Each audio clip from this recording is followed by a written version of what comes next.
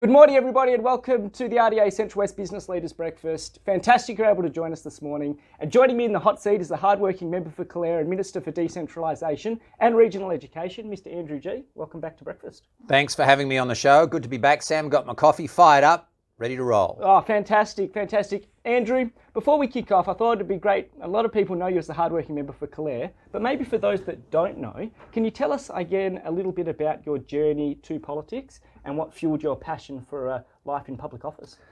Well, I grew up in country Australia and I was living in Sydney at the time, and we decided to move to Orange many years ago now. And look, I know that country communities have that great sense of togetherness. So just to get to know a few people, I joined my local Lions club, the Orange Lions. Shout out to the Lions. But I also was interested in politics, but not planning a political career. And I just joined the local branch of the National Party, and one thing led to another. The state member retired, so I threw my hat into the ring because I could see that people in the city had things that we were missing out on in the country. And by that I mean, for example, proper radiotherapy services, a 24-hour rescue helicopter service, and many other services and infrastructure that people in the city took for granted. So that's what fueled my passion to get into politics.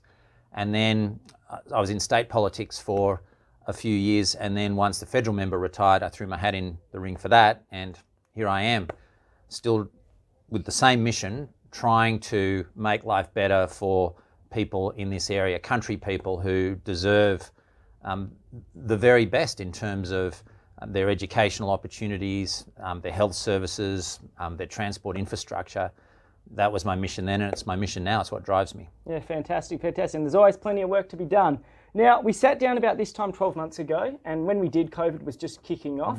I guess 12 months on, what feedback are you getting across the region as the federal MP? How are local businesses recovering? How are communities bouncing back? Look, I think we're bouncing back really well. The feedback on the ground is very positive.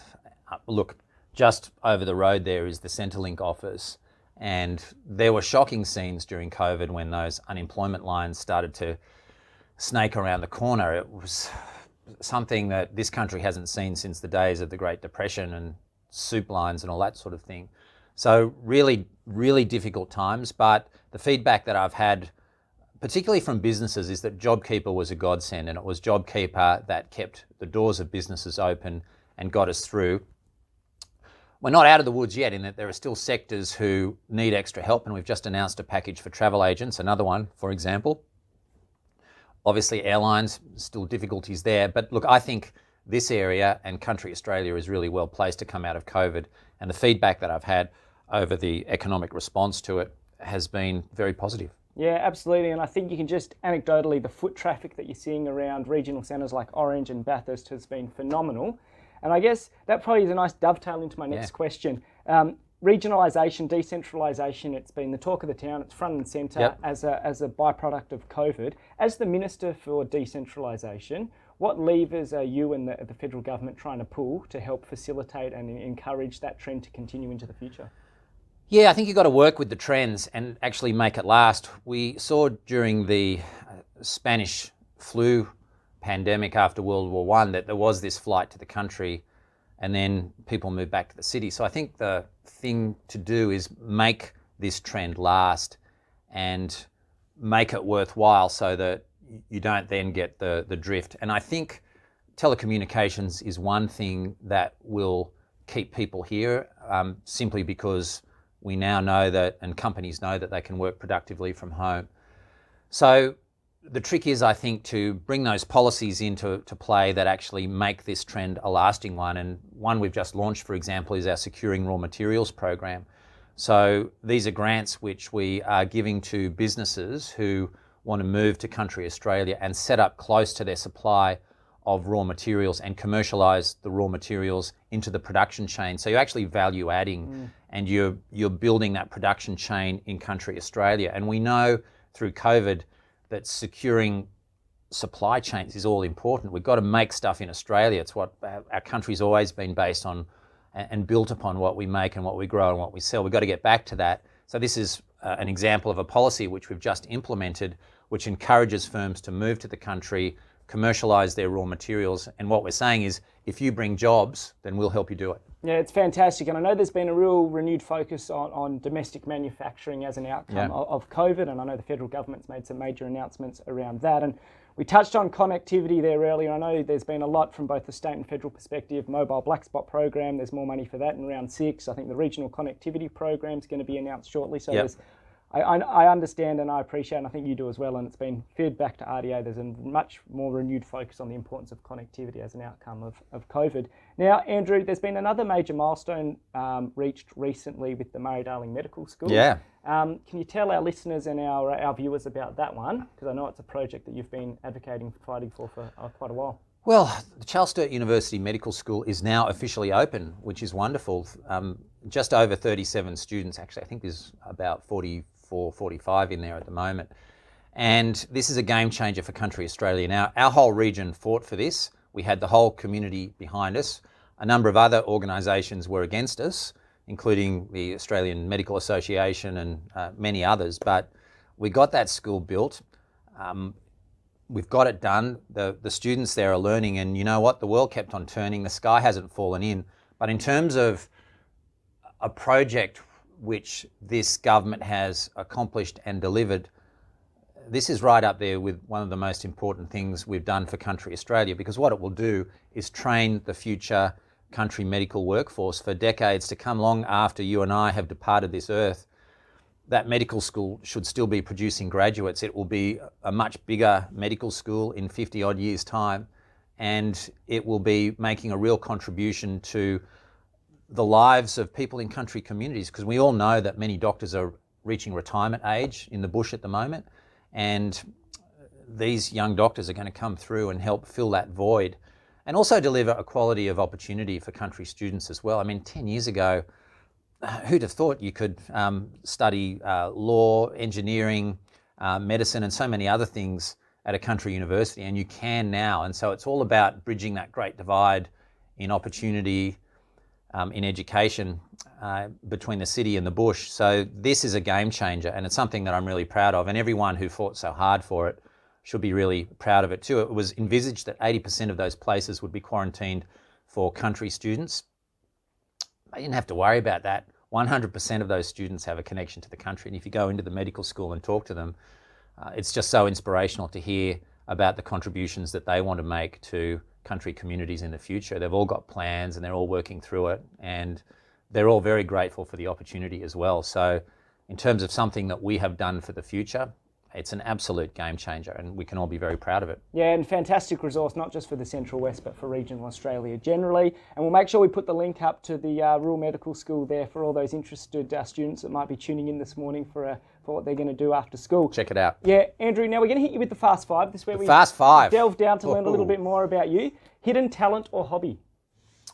Well, you already know this, Sam. If you look just over there, you'll see what it is. It is surfing. I am a keen surfer. I don't get to the beach that much during the course of the year, although we do have a beach at Lake Canobolas.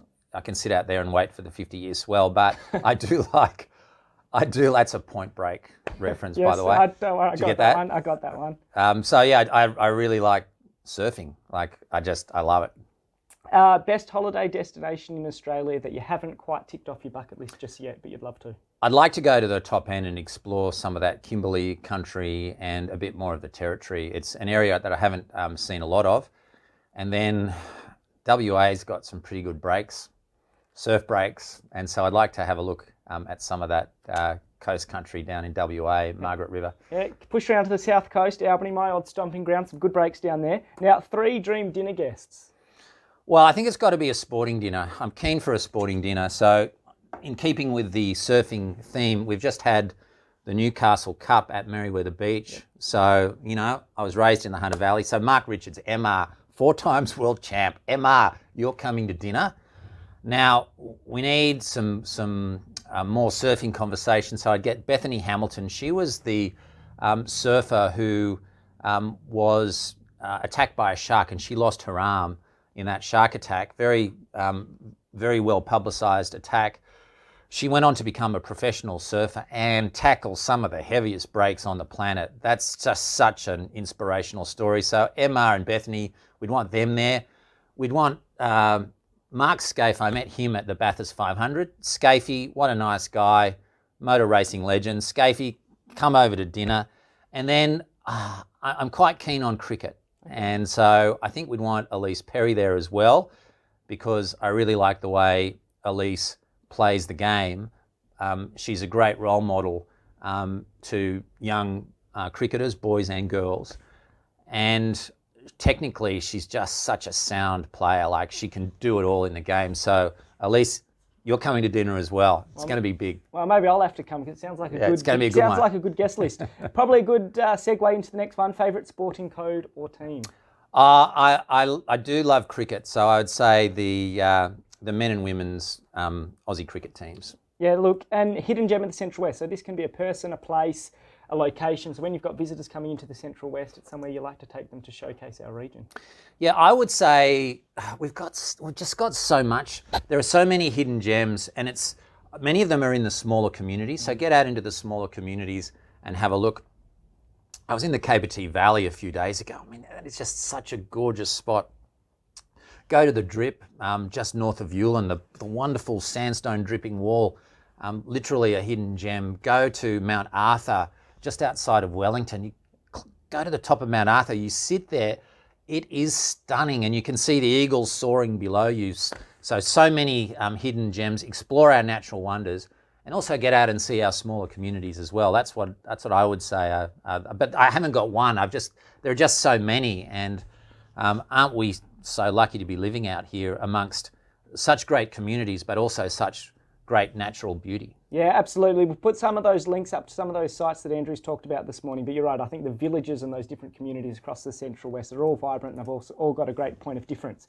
Now, one of the other projects that RDA Central West has got a real passion for is our 10 for 10 leadership dialogue, and it's fantastic to have you back on as a mentor again this year. But can you tell us, Andrew, has there been a little gem of wisdom you've gained from a previous mentor of yours that's held you in good stead for your professional career today? Yeah, I would say just don't give up. If you want something passionately enough and badly enough, then back yourself and you can do it. And even though you may have setbacks along the way, just keep going and you'll get there in the end. That was good advice that I had in my younger years. And you may not believe it at the time, but if you do want something badly enough and passionately enough, then you can do it, and you might surprise yourself. Yeah, I think that is sound advice. As a regional leader, it's been a pretty challenging and unprecedented 12 to 18 months.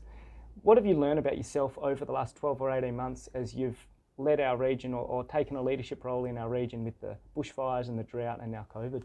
I think our communities have generally, I think, have shown that we are up to the great challenges of our nation. And I think before COVID hit, I looked back on the great challenges that previous generations had faced.